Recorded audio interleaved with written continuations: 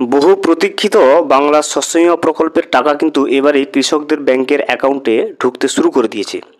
কৃষকদের ব্যাংকের অ্যাকাউন্টে যে বাংলা শস্য বীমা প্রকল্পের টাকা ঢুকতে শুরু করে দিয়েছে সেটা কিন্তু আমরা আজকের এই ভিডিওতে লাইভ প্রমাণ হিসেবে কিন্তু দেখে নেব। ভিডিওটি বিস্তারিতভাবে দেখে নেওয়ার আগে ছোট্ট একটা অনুরোধ, যদি চ্যানেলে নতুন হয়ে থাকেন অবশ্যই চ্যানেলটা সাবস্ক্রাইব করে রাখবেন এবং নোটিফিকেশনটা অল করে রাখবেন এই ধরনের সমস্ত আপডেট সবার আগে পাওয়ার জন্য। চলুন আজকের আপডেটটা আমরা বিস্তারিতভাবে দেখে নিই। 37,000-এরও বেশি চাষির অ্যাকাউন্টে ঢুকেছে শস্য বিমার 24,68,00,000 টাকার ক্ষতিপূরণ। দেখতে পাচ্ছেন 37,000-এরও বেশির চাষির অ্যাকাউন্টে কিন্তু ইতিমধ্যে শস্য বিমার 24,68,00,000 টাকা ঢুকে গেছে। মুর্শিদাবাদের 37,000-এরও বেশি কৃষক বাংলা শস্য বিমায় 24,68,00,000 টাকা ক্ষতিপূরণ পেয়েছেন।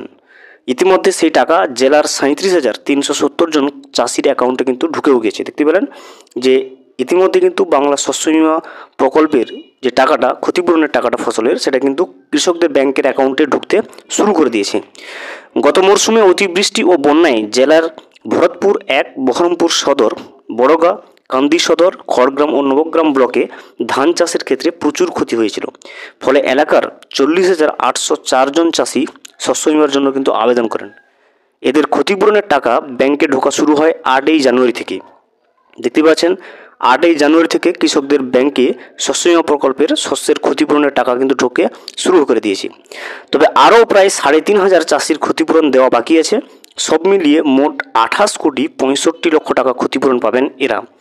বহরমপুর মহকুমার সমস্ত কৃষি অধিকর্তা মিঠুন সাহার কথায় এবার বাংলা শস্য বীমায় ভালো আবেদন জমা পড়ে। সেগুলো খতিয়ে দেখে সরাসরি চাষিদের অ্যাকাউন্টে ক্ষতিপূরণের টাকা ঢুকতে শুরু করে দিয়েছে। বহরমপুর ব্লকের 4,920 চাষির আবেদন কিন্তু মঞ্জুর করা হয়েছে। এদের মধ্যে 4,513 চাষি 1,06,00,000 টাকা পেয়েও গিয়েছেন। দেখতে পেলেন প্রাকৃতিক কারণে চাষিদের উৎপাদিত ফসল নষ্ট হওয়ার কারণে আর্থিক ক্ষতিপূরণ দিতে কিন্তু রাজ্য চালু করে দিয়েছিল বাংলা শস্য বীমা যোজনা। এর যাবতীয় প্রিমিয়াম চাষিদের হয়ে মেটায় সরকারি। চাষিদের আবেদনের ভিত্তিতে গ্রাম পঞ্চায়েত ভিত্তিক উপগ্রহ চিত্র খতিয়ে দেখে ইন্স্যুরেন্স কোম্পানির কর্মীরা ঠিক করেন ক্ষতিপূরণের পরিমাণ কিন্তু দেবে। এরপর সেই টাকা সরাসরি চাষিদের ব্যাংকের অ্যাকাউন্টে সরাসরি কিন্তু পৌঁছে দেয়। এবার পুজোর আগে অতিবৃষ্টির জোরে জেলার বেশ কিছু ব্লকে বন্যা পরিস্থিতি তৈরি হয়, ধানের ফলনে প্রভাব পড়ে। সেই কারণে মুখ্যমন্ত্রী শস্য বীমায় আবেদনের সময়সীমা বাড়িয়ে দেন। জেলার ক্ষতিগ্রস্ত চাষিরা অনেকেই কিন্তু শেষের দিকে সুযোগ পেয়ে 4,80,000 আবেদন কিন্তু জমা দেন। সেগুলো অনলাইন পোর্টালে আপলোড করা হয়। শুধু ফর্ম পূরণ করলেই কাজ শেষ চাষিদের। আর রাজ্য সরকারই প্রিমিয়াম মিটিয়ে দেয়। শস্য বীমা তাদের চাষে নির্ভরতা জুগিয়েছে বলে জানান জেলার চাষিরা।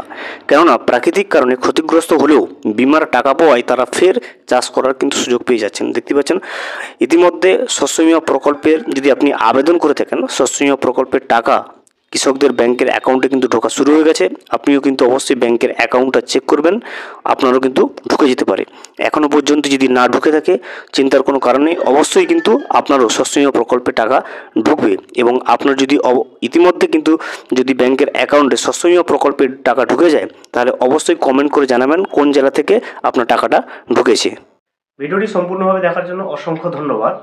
এখনও পর্যন্ত যদি চ্যানেলে নতুন হয়ে থাকেন এবং সাবস্ক্রাইব না করে থাকেন অনুগ্রহ করে চ্যানেলটা সাবস্ক্রাইব করে পাশে থাকবেন।